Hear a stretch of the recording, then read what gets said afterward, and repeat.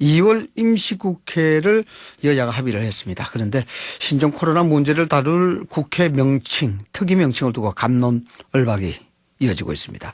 이런 가운데 자유한국당 황교안 대표가 5.18 민주화 운동을 두고 사퇴라고 지칭한 사실, 이게 또 비판의 목소리가 나오고 있습니다. 관련 내용들 홍익표 민주당 수석 대변인과 이야기 나눠보겠습니다. 의원님 나와 계십니까?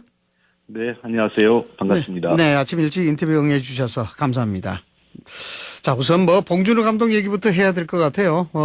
정말 낭보 중에 낭보인데 정치권에서 이 소식 어떻게 받아들이셨습니까? 네, 이번 봉준호 감독의 그 아카데미 작품상을 포함한 무려 4개 부분에서 수상을 했는데요. 네. 한국 문화의 세계적 어떤 우수성을 입증했을 뿐만 아니라 아시아의 힘을 세계에 과시했다고 봐도 과언이 아니라고 생각합니다. 특히 빈부격차라는 세계적인 문제를, 공통의 문제를 영화를 통해서 모든 사람들이 공감대를 형성했다는 측면에서 훨씬 더 의미가 크다고 생각을 하고, 이번 기회를 통해서 한국 문화의 그다음에 영화 예술 분야의 발전을 위한 보다 더 지원과 함께 자유로운 예술 환경을 만드는데 정치권이 좀 힘을 모아야 될 때가 아닐까 생각합니다. 예, 계속해서 봉준호 감독 기생충 얘기만 했으면 좋겠습니다만, 네. 또 정치 현안이 워낙 많았어요. 정치적인 문제에 대해서 몇 가지 좀 여쭤보겠습니다. 코로나 사태가 그렇게 확산세가 좀 주춤거리기도 합니다만 계속해서 확산세가 이어지고 있다는 평가가 나오고 있는데 정치권의 영과 역할, 이 부분이 가장 중요하지 않나 생각이 됩니다. 명칭 때문에 특위 구성이 미뤄지고 있는 상황인데 이거 좀 비판받을 소지가 있지 않겠습니까? 글쎄요, 하여간 이 명칭 문제가 국제적인 관례와 또 특정 국가나 특정 민족, 국민들에 대한 차별과 혐오를 갖는 것은 제한해야 되지 않을까 자제해야 되지 않을까 생각을 합니다. 네네. 이것은 우리 입장뿐만 아니라 사실 이런 이유가 나온 게 2015년 메르스 사태 알고 계시지 않습니까? 네네. 예, 그때 이제 중동 호흡기 증후군이라고 해서 중동 지역에 대해서 특정한 지역의 차별 또는 어떤 민족이나 종교에 대한 문제가 발생했기 때문에 당시 WHO가 세계보건기구인 WHO가 국제 권고사항으로 했습니다. 그래서 특정 지역이나 민족 어떤 차별을 연상할 수 있는 것들은 넣지 말자라는 게 국제 관행이었고요. 모든 국가에서 그렇게 활용을 하고 있습니다. 네. 굳이 자유한국당에서 신종 코로나 바이러스 특위 대신 우한 폐렴 특위를 고집하는 것을 이해할 수 없고요. 한중 관계라든지 저는 자칫 자유한국당이 설마 한중 외교적 단절이나 과거 89년 이전에 그런 한국, 중국의 관계, 외교 관계까지 단절된 걸 원한다고 생각하지는 않습니다. 네. 그렇다면, 우리가 최대한 지금 바이러스에 대한 예방과 감염을 하는 것이 충실해야 하는 것이 중요하지, 굳이 외교적 논란이나 또는 국제적 이 문제를 처리할 수 있는 명칭을 고집할 이유가 없다, 이렇게 생각합니다. 국익에 관계되는 그런 사안인 만큼 굳이 특정 지역을 언급해서 외교적 문제를 유발시킬 필요가 없다. 이제 이렇게 말씀하시는 것 같은데. 자유한국당이 중국에 대해서 매우 비판적이거나 반중국적 입장을 가지고 있는 건 알겠지만 그렇다고 중국하고 외교적 마찰이나 심한 경우 외교적 어떤 어려움을 처리하는 것을 굳이 고집하는 걸 이해할 수 없다는 것입니다. 구태여 그럴 필요가 있겠느냐 이렇게 들리는 것 같은데요. 예. 그런데 이야기를 좀 들어보니까 명칭은 표면적인 것이고 내면에 복잡한 문제가 좀 갈려 있다, 섞여 있다는 그런 얘기가 나오더라고요. 이게 선거 획정 문제 이야기도 나오던데 그런가요? 지금 좀 이해할 수 없는 게 선거구 획정 문제는 선거구 획정 문제고 나머지 국회 일정대로 가야 된다고 생각을 하는데 선거구 획정 문제를 먼저 논의하고 여기서 일정 정도 결과를 만들고 난 다음에 국회를 열자라고 하는 것은 저희들은 도저히 한국 자유한국당의 주장을 이해할 수가 없습니다. 네. 그래서 선거구 획정 문제는 전담 상임위인 행정안전위원회 중심으로 해서 논의를 바로 시작하면 되는 것이고요. 네. 나머지 코로나 바이러스 특위를 비롯한 모든 상임위나 국회 본회의 일정을 별도로 개별적으로 분리해서 추진하는 것이 맞다고 생각을 합니다. 네. 최근에 코로나 바이러스 때문에 의원님께서는 수석 대변인이라서 상당히 많이 바쁘실 텐데 이거 하나만 좀 여쭤보고 다른 문제로 넘어가도록 하겠습니다. 문재인 대통령이요. 이 코로나 바이러스 관련해서 이제 국민들은 지나치게 걱정할 필요가 없다. 이렇게 좀 예. 안심하는 그런 메시지가 나왔었는데 당의 입장은 어떠신가요? 진짜 지금 네. 뭐 상황이 이 정도로 안정된다고 보고 계시는지요? 아마 이번 주가 좀 고비일 것 같은데요. 일단 주말을 고비해서 일단 다소 한풀 꺾인 듯한 그 추세를 보이는 건 사실입니다. 확진자가 더 이상 네. 기하급수로 늘거나 이러지 않고 있기 때문에요. 중국에서도 그렇고. 다만 이번 주 한 주 정도를 좀 더 저희는 고비로 보고 있고, 많은 국민들께서 이 코로나 바이러스에 대해서 지나친 불안이나 네. 공포심을 가질 필요 없다 이렇게 말씀드린 이유는 이것이 매우 전파력은 높습니다. 네. 메르스나 사스에 비해서.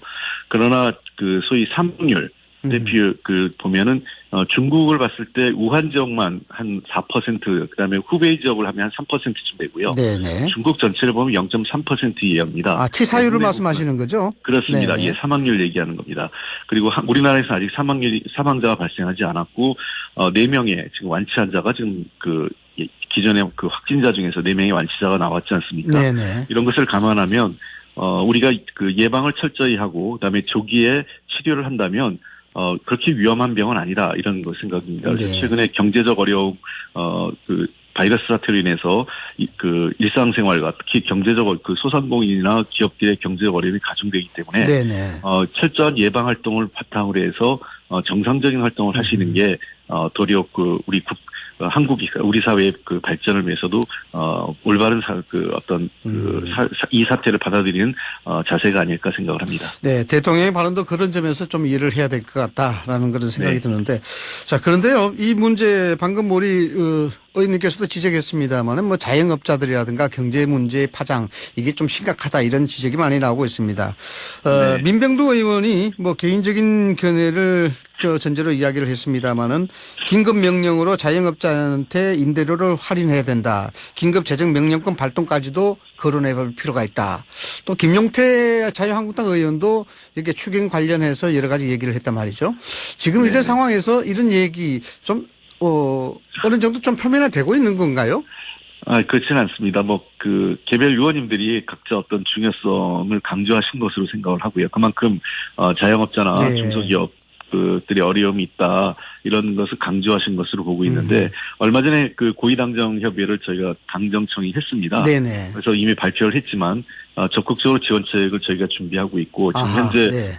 우리 정부가 금년도 예산 중에 감염과 관련된 본 예산도 일부 있고 활용할 수 있는 예비비가 한 3조 4천억 정도 됩니다. 네, 있죠. 네. 그 틀 안에서 방역과 관련된 필요한 비용, 예산이나 또는 앞으로 이후 전개될 경제적 어려움이나 경제 활성화와 관련돼서 필요한 예산이 있다면 여기서 이를 활용해서 적극적으로 지금 저희가 활용할 생각입니다. 네. 추경과 관련돼서는 현재에서 전혀 고려한 바 없고요. 네. 그래서 이후에 지금 정말 경제 상황이 어렵다면 그때 가서 다시 한번 여야나 또는 정치권이 한 번 더 판단해야 될 상황이 아닐까 생각을 합니다. 네. 일단은 뭐 추경이라든가 뭐 긴급 재정 명령권이라든가 이런 거는 뭐 거론되지 않고 있군요. 네. 그렇습니다. 알겠습니다. 자, 이 야권 소식 좀 짚어봐야 되겠는데 황교안 대표 종로 출마 결정을 했는데 뭐 당에서는 어떻게 보고 계십니까? 이 종로 대전 경쟁력 어떻게 보시는지요?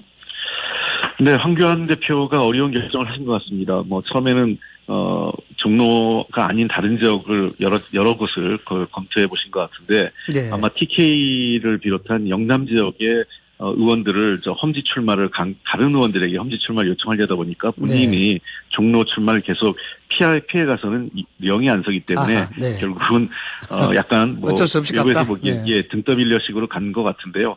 어쨌든 종로라는 것이 우리나라 정치의 1번지고 모든 선거 총선이나 여러 대선의 어떤 풍향계를 갖고 있는 중요한 정치적 1번지이기 때문에 이번 기회에 이낙연 전 총리와 황교안 대표가 공정하게 그다음에 선의의 경쟁을 통해서 대한민국의 미래를 한번 국민들에게 어떤 판단받는 그런 좋은 계기가 되지 않을까 생각합니다. 네, 의원님 참 가벼운 질문인데요.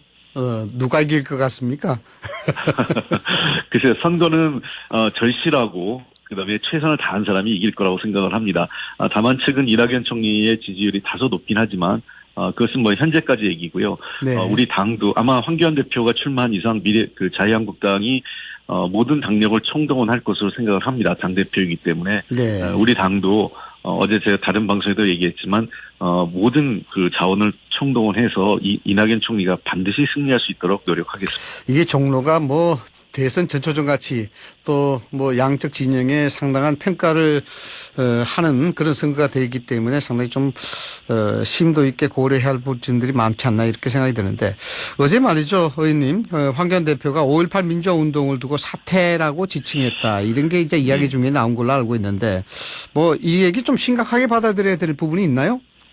저는 제가 생각에 예를 들면 사태라는 표현 자체도 부적절하지만 과거에 뭐 오랜 세월 동안 지난 광주 민주화운동이 재평가되기 전까지 광주 사태란 말을 썼기 때문에 네. 뭐 혹시라도 그냥 불현듯 그런 실수를 할 수 있었겠지만 더 본질적인 것은 그 와중에 뭐 내가 휴교를 했는데 어떤 사태가 있었고 하는 식으로 어떤이란 단어가 저는 훨씬 더 문제라고 생각을 합니다. 네. 예, 마치 매우 가벼운 우리 뭐 그냥 역사상의 뭐 어떤 가벼운 사건인 것처럼 그렇게 취급하는 것 자체가 저는 황교안 대표가 지난 1980년 광주 민주화운동을 보는 관점이라고 생각을 하고 특히 올해가 광주 민주화운동 40주년이 되는 해입니다. 네.